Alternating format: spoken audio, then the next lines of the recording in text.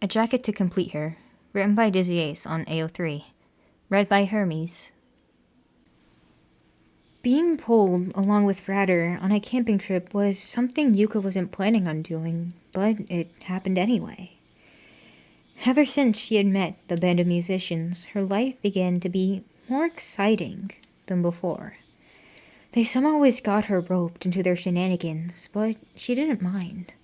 She could never miss an opportunity to live a new experience, especially if it involved other people to share the experience with.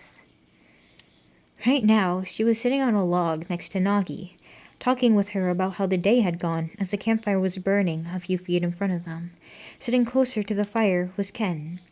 He was in the process of cooking some of the fish he caught earlier that day, and Taiga was waiting for the food to be done. A cool, early spring breeze started to pass through as the sun's light was almost done with setting for the day. Whenever the breeze would pick up, Yuka realized how Nagi would tense up for a second, slowly starting to huddle her limbs closer to her body as her shoulders shivered ever so slightly. The campfire's light wasn't bright enough for it to be visible, but Yuka wouldn't be surprised if there were goosebumps trailing across the younger woman's skin. The next breeze that passed by was stronger than the others, making the amber glow coming from the fire dance across their figures with its soft luminescence. This time, Nagi's shivers were more prominent, and she let out a shaky breath. Oh man, it's a little breezy tonight, isn't it? Her eyes fell shut as she leaned forward closer to the fire's heat and let out a breathy laugh. Once she opened her eyes, they immediately drifted back to meet with Yuka's gaze, and the older woman's expression showed some worry. Yeah, you look pretty cold, Nagi. Her hands were already drifting to her shoulders. Do you want my jacket?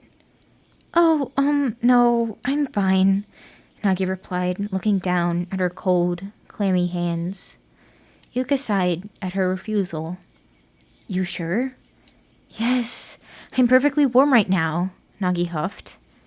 Another breeze passed by, and Nagi shivered again. Mixed with the crackle of the fire burning in front of them, Yuka swore she heard a noise that sounded like teeth chattering together. By this time, she had already slipped her jacket off of her shoulders. You're really sure that you aren't cold? She asked again. I'm sure. If I needed a jacket, I would have brought one with me. With Nagi leaning forward and not looking in her direction, Yuka slowly brought the denim jacket closer to the other woman's back. Plus, the fire's enough to... Keep yourself warm? Really? Yuka interrupted to finish the brunette's sentence before quickly draping her jacket over the shoulders of the woman in front of her. Nagi immediately turned her head around to look at Yuka and pouted. I said I didn't...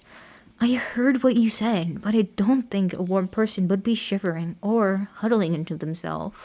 Nagi furrowed her eyebrows before relenting with a sigh. Fine. I guess I was a little cold, she admitted before slipping her arms through the sleeves of the other's jacket. Yuka smiled as she watched Nagi bring the sleeves up to her face to rub her hands together and blow her warm breath into them. Yuka's gaze as she looked at who was sitting beside her was soft, filled with the utmost care and love. She was happy that the other was able to use her jacket. In a way, it made her feel even warmer than when she had it on herself. Okay, yeah, you were definitely right for the cold part, Yuka. My hands were shaking. Nagi said with her voice muffled as she blew one final puff of warm air into her hands. I noticed that. I mean, why would I give you my jacket if I didn't? Yuka noted, earning a small chuckle from Nagi. Well, maybe you just wanted to see how I looked in your jacket, Nagi reasoned. I can't read your mind, silly. Her voice slowly trailed into a yawn after calling Yuka silly, and she sat up from leaning forward to stretch her arms above her head. Yuka watched her. In all honesty, she did like the jacket a lot, but something about seeing it on Nagi. It felt like it fit her better. Almost perfectly, if that could be possible. After Nagi was done stretching, she decided to scoot closer to Yuka, and their gazes met again. Your jacket is so comfy and warm. I think it's making... She yawned. Me sleepy.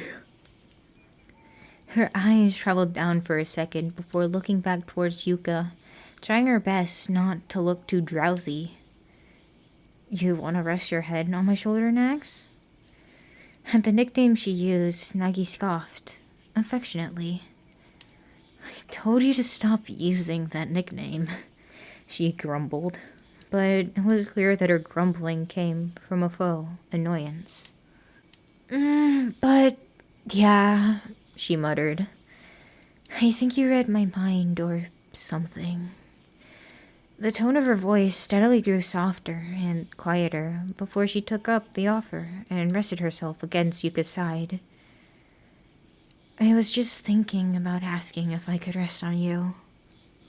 Feeling the weight of Nagi resting at her side made Yuka feel extremely comfortable. Really now, she whispered. Her own voice followed the same tone Nagi just spoken.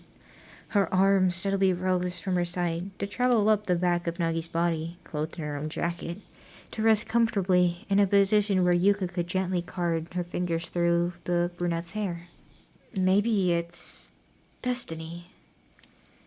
Yuka voiced mindlessly, eyes wandering the path of the menstruation stroking Nagi's hair. Destiny? To be leaning against you in front of a campfire? Yuka felt Nagi's body move against hers in sync with the breathy giggle she let out. Yuka returned it with a giggle from herself. It sounds stupid, but it's ever the possibility. She felt the head leaning on her shift a little, leaning closer into her shoulder, followed by a soft scoff. It does sound stupid. Due to Nagi's face resting closer onto Yuka's shoulder, she could faintly feel the movement of the other's chin as she spoke. But I also like the possibility. Me too. A few moments of comfortable silence passed between the two of them with a crackle and glow of the fire, providing a nice ambiance to the moment. The moon was but a sliver present in the sky, only enhancing the luminescence of the flame still dancing in front of them. The stars were so bright in the sky, paired with some fireflies that had started to fly around the next field to them. The two women didn't pay any mind to any of that, though. Too comfortable resting next to each other to even take note of anything at all, besides the warmth of their body against the other's. I can give you your jacket back to you tomorrow, Nagi whispered, slowly inching to drape her arms around Yuka's waist as comfortably as possible. No, there isn't a need for that. I think